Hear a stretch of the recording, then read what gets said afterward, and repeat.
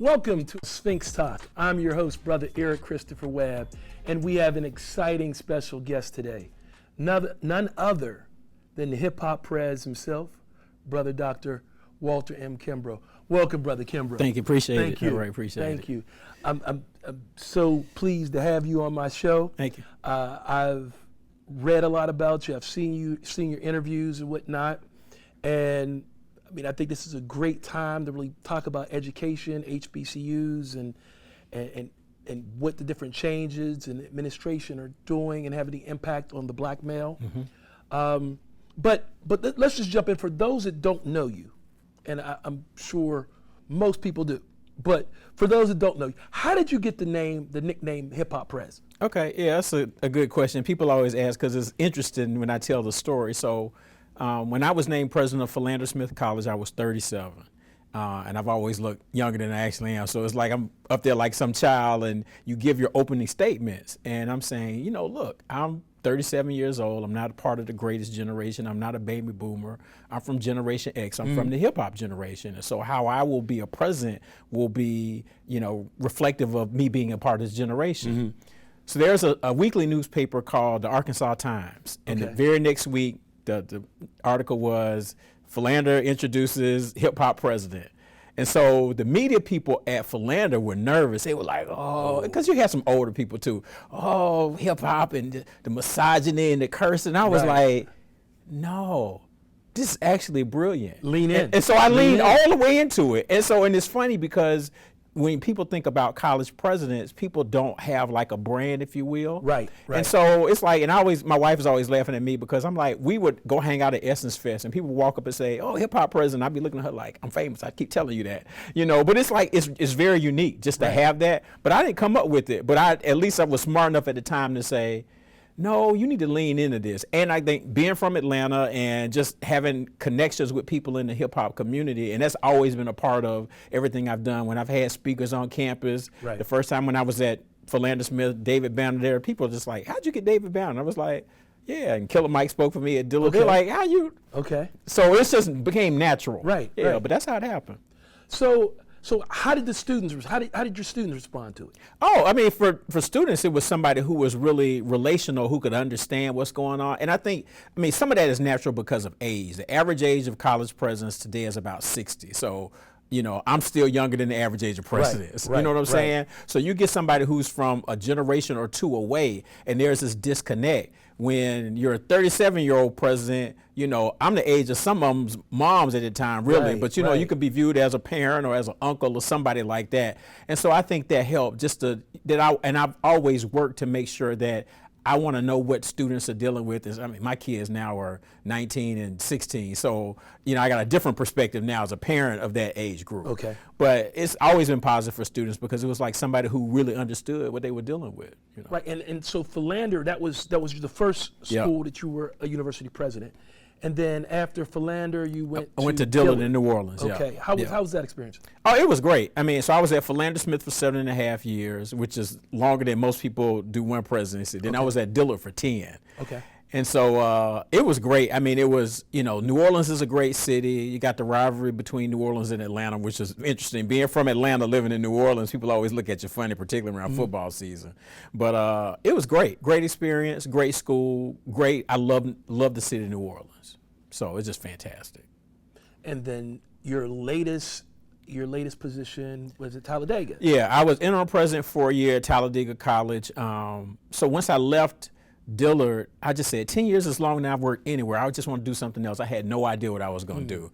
I ended up working at Morehouse for a year. They started the Black Men's Research Institute, but it hadn't gotten off the ground. So they said, would you come launch it? I was like, I'm from Atlanta. This is great. I'd love to do that for a year. So I did that for a year. And then the second year, I did some work with Rutgers as well as with Southern California. And so then, last summer I was about to chill out. And then I got a call saying, Talladega, the president just left. Would you come? And so it's where my wife went to school. So I looked at her. She was like, like, this is my school. And she kicked me out of the house, and I was there for a year. Wow. So yeah, it was interesting experience. So yeah. So of the three schools, which school's tenure are you most proud of in terms of the accomplishments or changes you were able to make or advancements? Yeah, so I mean, Talladega was just running into a burning building for a year. Right. And so we were able to do some things, some of the problems that we probably shouldn't, or trouble we should have gotten in, we didn't get in because I was able to negotiate with certain federal agencies. Okay. So on that level, I'm proud about those. It was only going to be a 1 year. Yeah, I didn't follow too much of Talladega, so it was accreditation issues. It's some everything. You name it. It's payroll issues. It's federal funds that were misused. It's you name it. Wow. It's some everything. Okay. And so that was tough because you're coming in and because I have the experience, I'm finding things that the board didn't know. And so I'm the one giving all the bad news, like, okay, I got to tell y'all to sit down. Just let me tell you this. So, but like I said, because I've been around for a while, I could go to the Department of Education and meet with the Secretary, Miguel Cardona, and be like, I need some help on this. Okay. And so some things that we should have really gotten in trouble for, we didn't get in trouble for. Okay, so you were able to negotiate. Yeah, negotiate that. Okay. They're all different. It's like people with their kids. They're all different. So Philander has some challenges, but I'm proud about Philander because we created an identity there. We leaned into social justice. It's literally a mile down the street from Little Rock Central High School, Little Rock 9.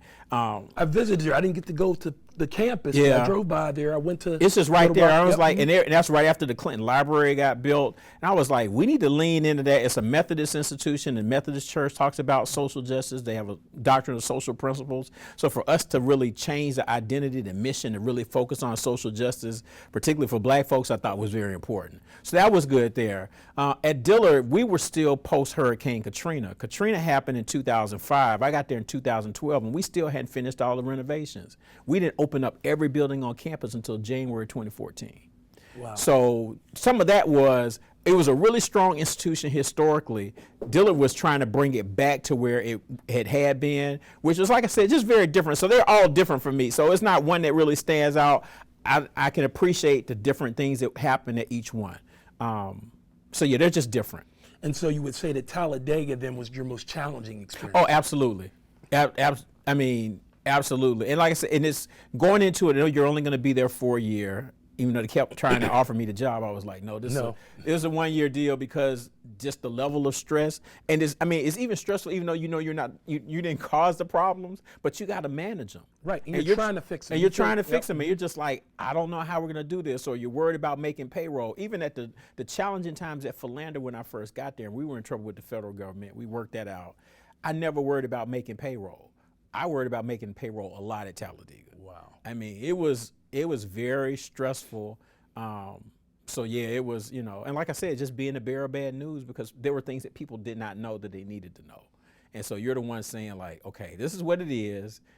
I got a plan. This is how we can start moving toward that. And so we're able to hire a new president. And so hopefully he'll be able to move forward, but he's got a really heavy lift. So what do you hope I mean, you've been in higher education for your whole career, yeah. Right? Okay. And prior to becoming university president, you were in student life? Yeah, I did student affairs, Albany State. So I did everything from Greek life, residence life, student activities. Yeah, I did all those. Orientation, leadership. So what's next for you? Done with Talladega, what's next for you?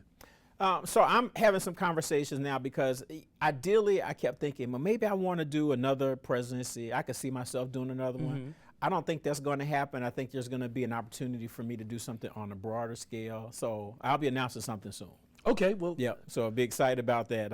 But yeah, I can't get the scoop here. Can't get the scoop here. I can't get the scoop. Can't get the scoop here, Okay. but yeah, be short.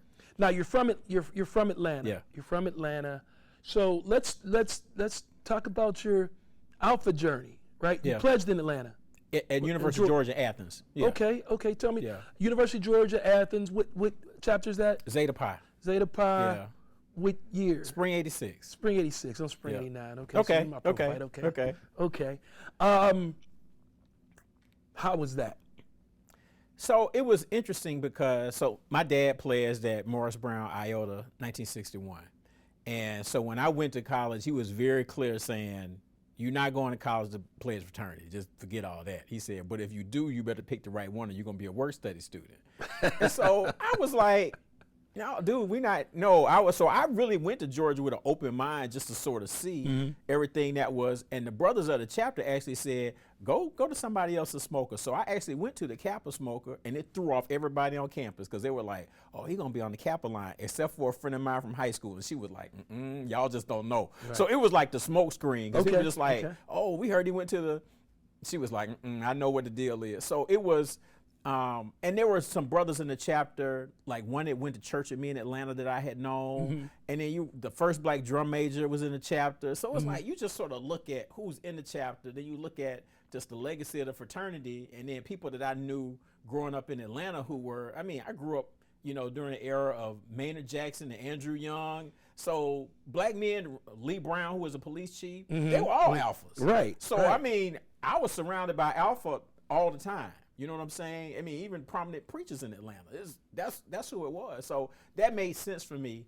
And so that was important. And I always tell people now, my undergraduate degree is in biology. Okay. But as a college president, I learned how to be a college president in Zeta Pi. The things. How so? Because everything in terms of, I was Southern Region Assistant Vice President, so being on boards and interacting, which I have to do as a college president. Okay. In terms of these ideas of, I was like one of our social chairs in marketing, and so I was able to market my institutions. I did that planning our pajama parties. You know what I'm saying? Right. Just in terms of how you network with different people, work with people on campus, administration, those kind of, I learned everything that I do on a day-to-day basis as a president in Zeta Pi. Wow. It's like I said, once I got a PhD in higher ed, then I had more of the scholarly background to sort of understand the processes. But in terms of the practical skills that a president has to have, that's all fraternity. Well, then, that's a great tribute to the fraternity, and to our mission of developing leaders. Yeah, absolutely. So that goes hand in hand. And now, you're known as the hip hop prez, but you're also seen as an expert, shall we say, on Black Greeks. Yeah. Or whatnot, and you've I don't know if you've been have you been an expert witness in cases and things of that nature? Yeah. Okay. So where do you think we're going now? Another organization had a recent death not too long ago. Where do you think we're going now in terms of it? We both pledged in the 80s, right. So it's like it's right. Yeah, it's right. It's like, exactly. Yeah. Okay. Yeah. So. Where do you think Black Greeks and hazing in that direction is going now? Right. So are we turning a corner? Or? So this is a challenge. The general president has a commission that's looking at membership intake now. I'm actually on that commission. We've had a couple of meetings already. And the fundamental question we're wrestling with is, how do you change the culture? And as I keep telling people, it's complicated because let's say the fraternity says, here are the rules, and you need to abide by these rules, and these rules don't have any pledging, any kind of hazing, anything like that. So let's say a chapter buys into that, and they say, we're going to do that. There's going to be pressure from other chapters that don't buy into it. There's going to be a lot of pressure from brothers who, I always tease people when I speak on college campus, it's like, so what's the old head now? Like, fall 2020, you know what I'm saying? It's like, we're like ancient, you know what I'm saying? Yeah. But it's like, they listen to those folks who, they never come to general convention, they have more sway than anybody of our officers. They're not changing. And then you have different organizations that will put pressure on them because they know they're not changing. So if everybody on campus is saying, y'all paper, and the other chapters won't mess with you because they feel like you paper, hell, the non-Greeks on chapter will be like, they ain't do nothing. And then if you're in the Northeast, you have some of the Latino groups that want to make sure that you pledge in your people, and they'll call you paper. So you got all these pressures. So how do you get then as an organization, and Lawrence Ross, who wrote Divine Nine, we have these conversations all the time. This doesn't happen in a vacuum. It's not that Alpha could say, we come up with a great program that doesn't have any pledge in a hazing, and we're just going to drop it in, and everybody's going to be good. No, because we're not in a vacuum. Because everybody else is still doing what they're doing. Right. And how do you change that? Even, like I said, members within the organization that are on the periphery, that are never going to be active, they're putting pressure on. And hazing is an American problem. It's not a Black Greek problem or any kind of Greek. Football teams. Yeah, no. Military. I always tell people, hazing is a 600-year-old problem that goes back to German universities in the 1400s. So it's like, it's a huge, when you're talking about changing culture, you're talking about a 600-year-old culture. And as you indicated, in the 1920s, well, when we started to see hazing in the United States in the mid 1800s, we only hazed freshmen. It wasn't hazing in fraternities at the time, because they were like, y'all ain't really ready to be here. Y'all got to prove your same kind of idea. And I went to Lincoln, and they had them wearing beanies back in the day. Yeah, it's all male school. Lincoln, Pennsylvania? Yes, indeed. Oh, yeah. See, there's a brother, Andre McKenzie, who's in New York. He's written one of the first dissertations about hazing. Actually spoke in New York recently, had a chance to meet him. And he chronicled the hazing of freshmen at Lincoln in his dissertation. Yes. Lines of pi and phi. But in the 1920s, colleges and universities said, hey, no more hazing of pledging, or no more hazing of freshmen. That's when they ended up in fraternities. And then we started putting more pressure on fraternities. You started to see it more in bands, the Florida A&M band case. Right. I worked that case. You know what I'm saying? It's athletic teams, you're right, all of that. It's like just regular old social groups. You're like, okay, how's the nursing club hazing people? But on some campuses, they haze. They're hazing. Yeah. Yeah. So it really is one of the hardest things. So, as we wrestle with that, that's the hard part I keep trying to wrap my mind around, is to say, it's not in a vacuum. And if we did everything right, would we be able to just cut out all of the noise from everybody else, even within the house? And it's not just the men. No. It's not just men, because the argument can be made that it's a situation where black men are desirous of a rite of passage. Right. Something to help define their manhood. Some of us came up in single parent households. Yeah. We searched growing up. If you come up in a single parent household, you search growing up for those male role models and those figures and that level of acceptance. When you go to college and you join a fraternity, well, that's the next. You see these older members. Right. You meet them and you're like, oh, I want to be like them. You're looking up to them and you want their admiration. So I think you have some of that perspective, but at the same time, some of the worst hazing is happening with some of the sororities. There's a colleague of mine who's in a sorority, and they just had a recent hazing case, and she works in student affairs, and she was like, Kimbrough, they were hitting them girls like they were dudes. She like closed fists punching, like, and we don't talk a lot about the violence with women. Working in student affairs, we started to notice when I was at Old Dominion, I was on our judicial board. So this is, 1997, 1998, and the judicial director, she was like, most of the cases we gonna see are women. Right. And they were fighting. You know what I'm saying? So and as a president on my campuses, most of the time if there was a fight, it was women.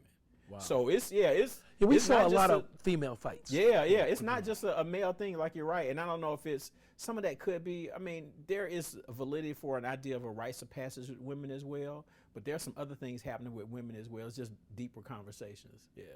And then you have the anomaly of this cross-pledging that happens now, where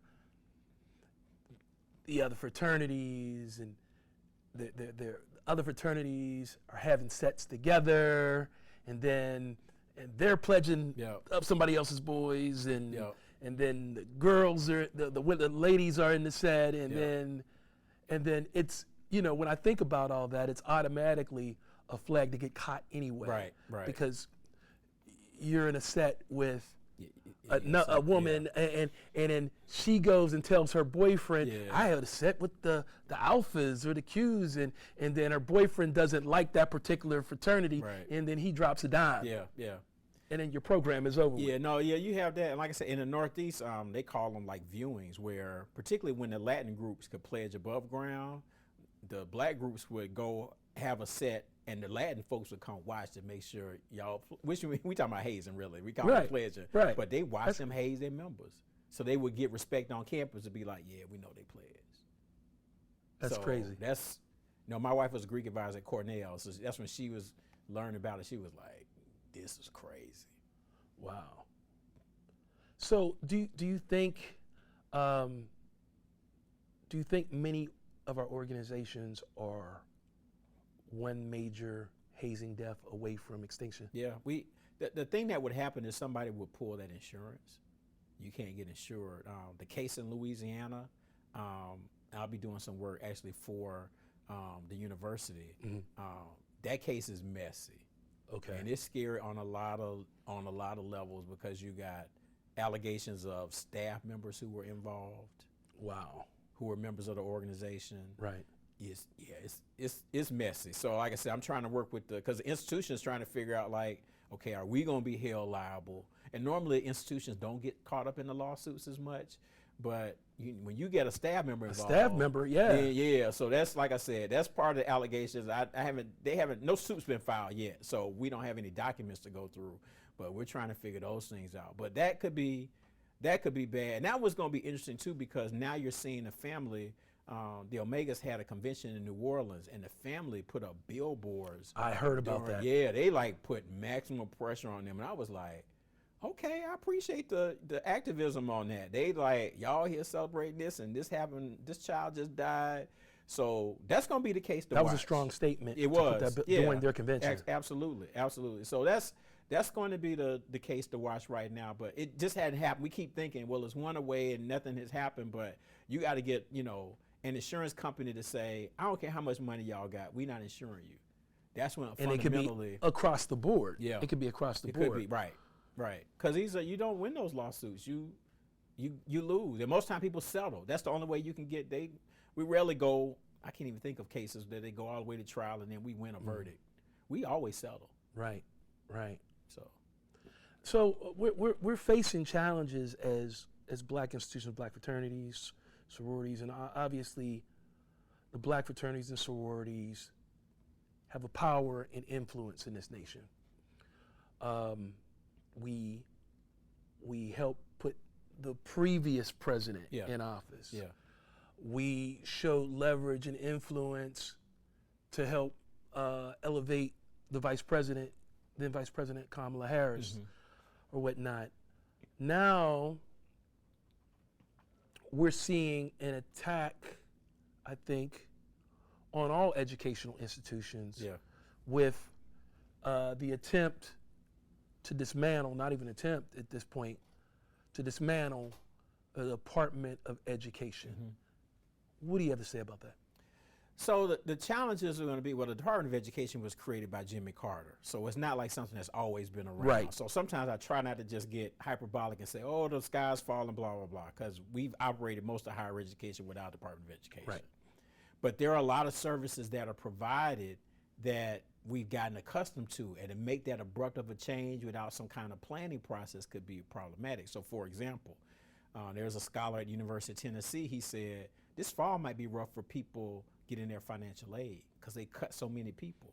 So you got fewer people and less people who know what to do. And so if you're a cash-strapped institution like most HBCUs and you wait for that financial aid money to come hit in August, and that money don't hit in August, you're going to see some other folks that got some issues with some payroll. Right. Those are the kinds of unintended consequences. It's just going to be collateral damage because, like so many of these things, I mean, you got administration that gets rid of people doing nuclear stuff, and they're like, wait, we need those people, bring them back. I mean, they keep doing, it's like, I don't have a problem with somebody saying, let's take a dive and let's really look to see if we need X, Y, and Z.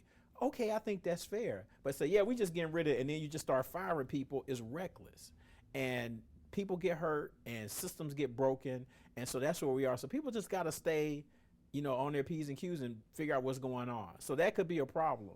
The deeper issue, which I think for the fraternity, and I've had conversations when I'm on campuses speaking, is that how they start to interpret some of this anti-DEI stuff will impact the number of black students that come to campuses. Right. Because they're getting rid of minority targeted scholarships for people. We're going to have a lot of chapters that are facing an existential crisis right now. We're not talking enough about it. Because they're not going to be able to because people are not going to be able to go to those schools because some of those scholarship programs that were embedded are going away. And I'm even concerned that if somebody could read the language and say you can't have race-specific organizations, what prevents them from saying like, yeah, we can't have these black fraternities because it's race-specific. Well, but are we? We are, but they're gonna say we call it. Well, but then they say you just can't call it a Black Greek-related organization. You got to sort of give up your blackness, right? And I don't know if we'll ever do that. It was like, no, y'all kick rocks. We're just gonna fight that because then you could argue to say we still have freedom of association. That's covered by the Constitution. That's the way I would argue it. So not to let them do that, but you can see people pushing back to say, no, we don't want y'all to do this. So that could be part of it. But initially, there are going to be some smaller numbers of black students on places where we have chapters, and those chapters are going to die. So predominantly white institutions. Yep. We will see impact in black enrollment, you think? Yeah. And I mean, it's. But what about those? What impact do you think it will have on black students matriculating, staying in school, and graduating? Yeah, I mean, because now you're going to have people on campuses that are much more isolated. I think so. The conservative viewpoint is, okay, everybody's good now. We all on equal playing field. We all there together.